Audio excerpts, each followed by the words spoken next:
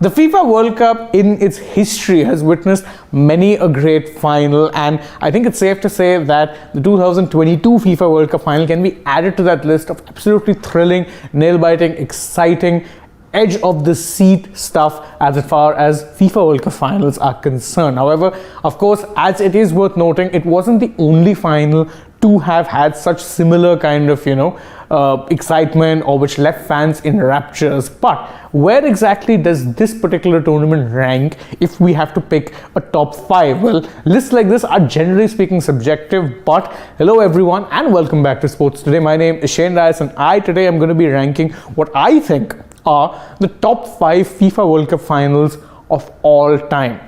I know, very controversial list, and I'm totally prepared that some of you might not agree with everything it is I have to say, but I think, let's just say you will agree with which final it is that I picked as number 1. But to get to number 1, we first have to go through 5, 4, 3, and 2, and without further ado, let's just get to those particular finals.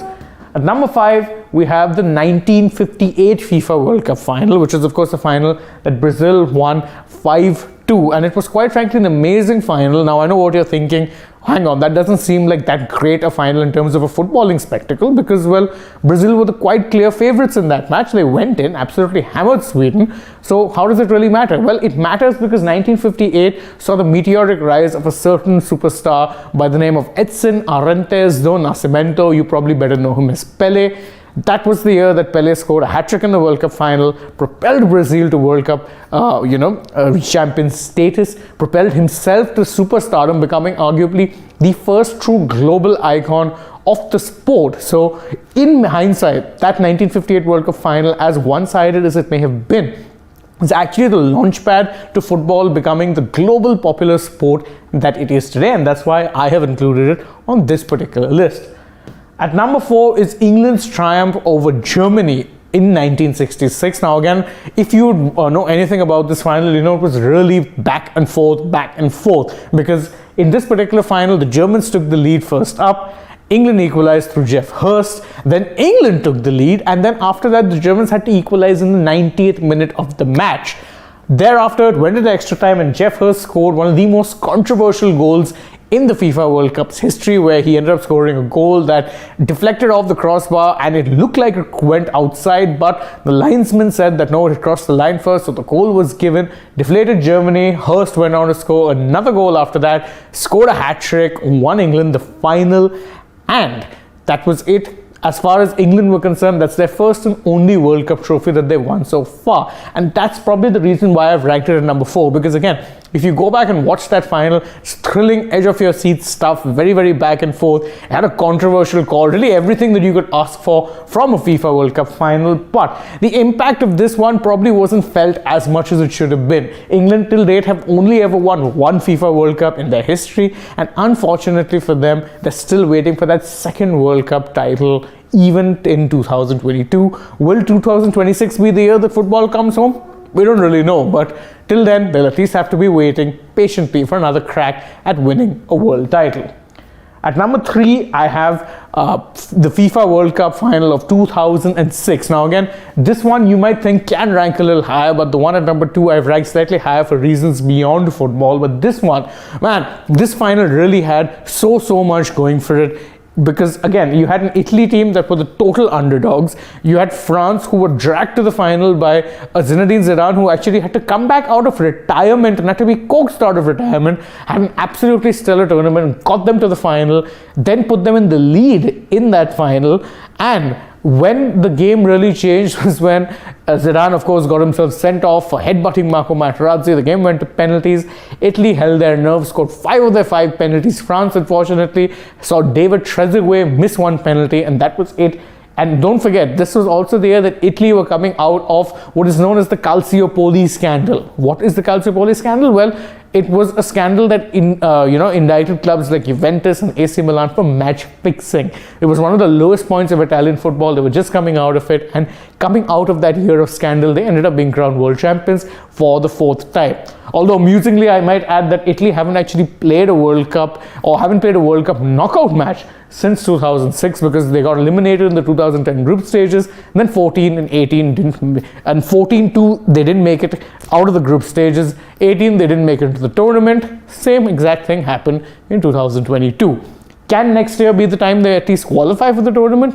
We certainly hope so. But 2006 remains one of those epic finals. Number 2, we have, well, 1970. 1970 was a glorious year for Brazil fans because it was the year that they became the first 3-time world champions in the history of the sport. And not just that, Pelé cemented his legacy as truly the greatest footballer of his generation, arguably of all time. And with that trophy win, with that World Cup win, they got to keep the original Jules Rimet trophy, because that was the rule at that point, was that if any team actually won the trophy thrice, they wouldn't be given a replica to keep with them, but they'd get the original trophy, and the original trophy was actually given to Brazil. So that was a massive thing for them, no doubt, and it also cemented football as the sport of all Brazilians, because again, it had brought them so much success. And of course, with Pelé being there to win it, don't forget, in 1958, Pelé only played the knockout rounds of the FIFA World Cup. 62, which is also a year he won the World Cup, he only played one match. He played the opening game and then was ruled out for the rest of it through injury. 70 was Pelé's year of redemption. He played through the tournament, was their star player, key player, led them to World Cup glory. So in that sense, that's why for me, this one ranks at number 2. And at number 1, the 2022 FIFA World Cup final, because of course, how do you pick anything else being number 1? I mean, come on. This match had everything. It had 2 crazy comebacks. It had 2 players, one considered the greatest of all time now, the other considered the man who'd be taking his crown in the future, going up against one another in a summit clash. It featured a mad penalty shootout, and it featured one nation ending 36 years of pain, and Leo Messi, arguably the greatest player of all time, fulfilling his boyhood dream by at long last completing his trophy cabinet. Truly, this final for me had it all. Again, as I said, Argentina were 2-0 up, so it had a dominant start. France then leveled things 2-2, ended normal time 2-2. In extra time, Messi scores 1, again Argentina in the lead. Mbappe pulls one back, they're 3-3. Then it goes to penalties, and oh my goodness, France actually ended up losing it on penalties, but it was thrilling to say the least. It was a final that had everyone on the edge of their seats, and when I say everyone, I mean I was sitting in an office full of people where even people who didn't know football were glued to their TV screens going like, what is going on here? That's just how good this match was, and for me, this one is up there as the best ever FIFA World Cup final in the history of football, but that's just my opinion. What do you guys think? Let us know in the comments below, and don't forget to like this video, share it with your friends, subscribe to the channel if you haven't already, and don't forget to tap the bell icon so you know when we're going live or uploading a new video for you guys. Then you can go ahead and follow us on Twitter, Instagram, and Facebook, and don't forget to download the AajTak app where you can get to see the highlights of all the FIFA World Cup matches, including of the greatest final in FIFA World Cup history. Yes, I say so, and I'm standing by that. I don't care what you guys think. Just kidding, I do care what you guys think, so you can let us know in the comments. Thank you all once again for joining us on Sports Today. As always, I hope to see you with us tomorrow, because I'm going to be calling it a night right now. But thank you all for joining us through the World Cup. Plenty more still to come from the world of sport. You know what they say, the world of sport never sleeps. So join us tomorrow as we bring you all of the latest happenings from the world of sport. But for now, good night and goodbye.